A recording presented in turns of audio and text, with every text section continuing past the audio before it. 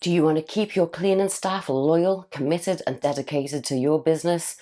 By the end of this video, I'm going to show you a few ways how. Let's go.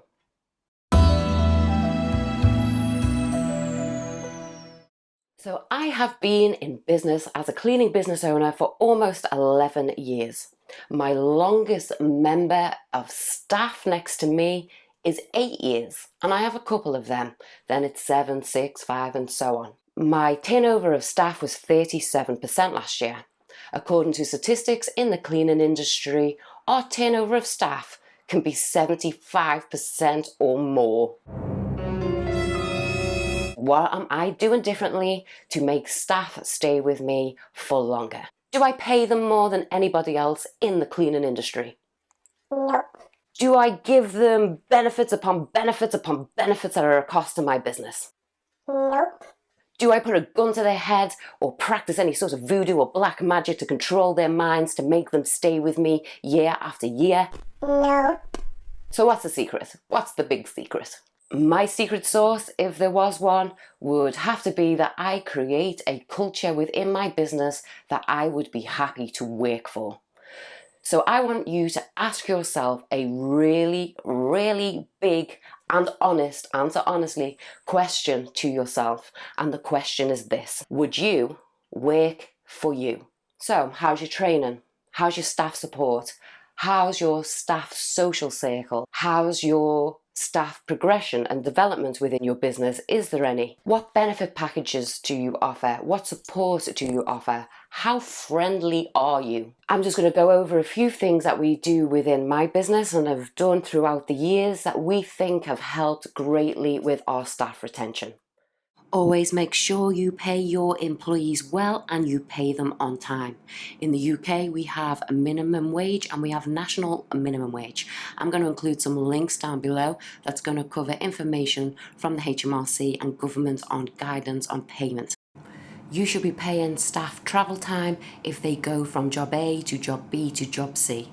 You do not have to pay travel to home or from home. There's very clear guidance on this through the HMRC and links will be included below.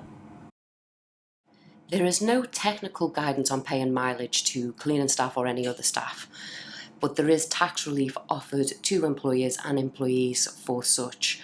If you pay an employee mileage up to the 45 pence, it doesn't have to be 45 pence, the employee can claim the difference from the inland revenue for the gap in between, and there will be details below in the description box. When you start to employ and have a team, it is compulsory in the UK to have a workplace pension. You'll find details below on the HMRC and also on the pension regulator. It will be the pension regulator who will contact you and tell you when your enrolment date is, and I find all that information very easy to understand. If you have Sage or Xero or QuickBooks, many of these integrate with the auto-enrollment system. You can also pay companies to do it, but they will charge you to set up your company workplace pension. In my business, we have a private employees only Facebook group.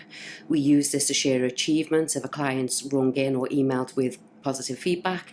We put training videos on there, celebrate birthdays, and if ever any members of staff want to swap shifts or they need to double up on cleans, they can contact each other there. We find that this builds community because obviously all of our cleaners work remotely, and this is one place that brings them together as a team. Did you know that entertaining your employees is completely tax deductible? You have up to £150 per head before you have to declare it, and you can run events twice per year. Your employees will love you for taking them to Christmas parties and summer picnics. When I worked in the corporate world, I once had a manager who berated me for one of my children being sick and asked me lots of questions about when I would be back, and it was a total inconvenience. And I promised if I ever became a boss, I would not allow that to happen with my staff.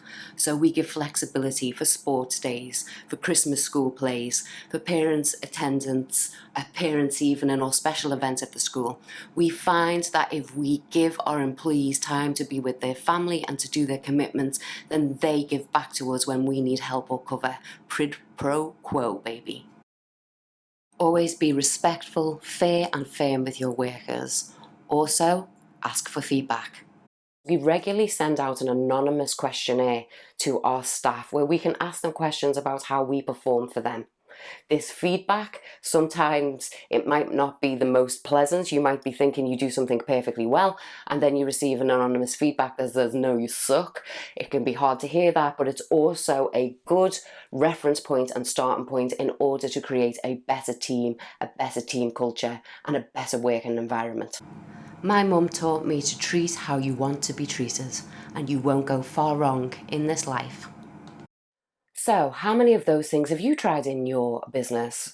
Have you tried something that you found has worked spectacularly well?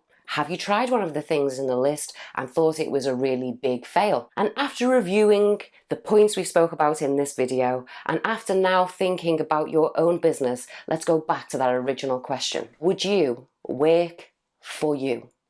To catch up on all things cleaning a business employee related, you can catch that playlist here. To watch one of our latest videos on how to interview and be a processed and prepared interviewing machine, you can catch that video here. And to subscribe to the channel, because you know you should, for new content every Wednesday, you can hit this little circle here. Until then, you have a very good week. Bye bye.